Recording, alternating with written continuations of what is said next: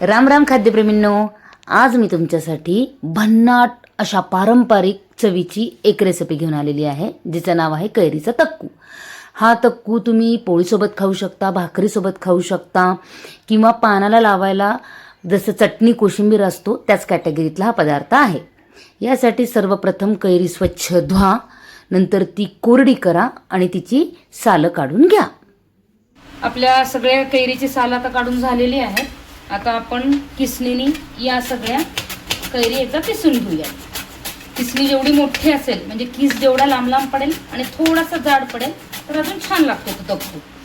तक्कू करताना एकच गोष्ट लक्षात ठेवायची की कैरीचा जो किस पडला पाहिजे तर तो असा जाड जाड आणि लांब लांब पडला पाहिजे. हे बघा, झूम कर थोडं. हे बघा, हा असा एवढा जाड जाड किस आला पाहिजे. आता सगळ्या कैऱ्यांचा किस करून घेऊ. स्टॉप कर. कैरी किसून झाल्यानंतर आता बघूया ह्याच्यासाठी साहित्य काय काय लागणार आहे. 4 चमचे मीठ, पोहे खायचे आपले, 4 चमचे मीठ, अर्धा चमचा हळद, अर्धा चमचा हिंग, एक 6 ते 7 चमचे तिखट आणि एक 8 चमचे मोहरीची पावडर. आता मोहरीची पावडर तुम्ही विकतची घेतली तरी चालेल किंवा आपली घरची जी मोहरी असती ती मिक्सरमधून बारीक करायची आणि ती कच्चीच न भाजता घ्यायची, अशी मोहरीची पावडर.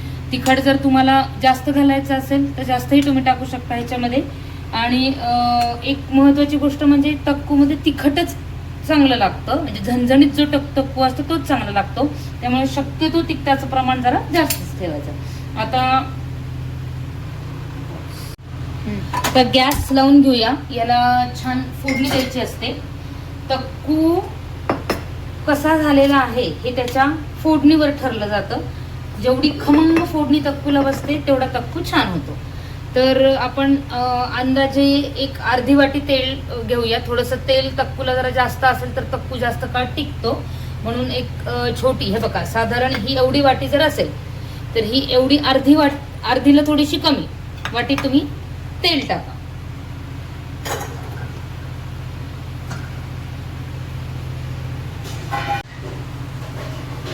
ह्याच्यावर मी आता पहिले तक्कू करत असताना खिसावर मी तिखट टाकून घेते. एक 4 चमचे, मग अशी सांगितल्याप्रमाणे 4 चमचे तिखट बस आहे. त्याच्यानंतर अर्धा चमचा हळद, हिंग,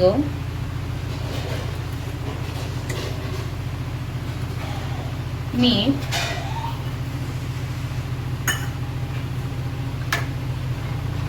मोहरीची पावडर. खमंग फोडणी करायची. खमंग म्हणजे तेल कडकडीत तापलेलं आहे. आता त्याच्यामध्ये आपण मोहरी टाकूया.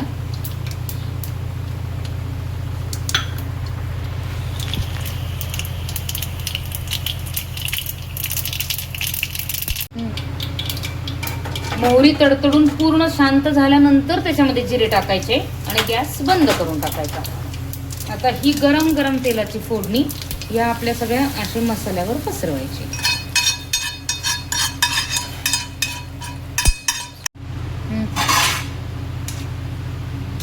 आता हे पूर्णपणे असं सगळं मिक्स करून घ्यायचं छान.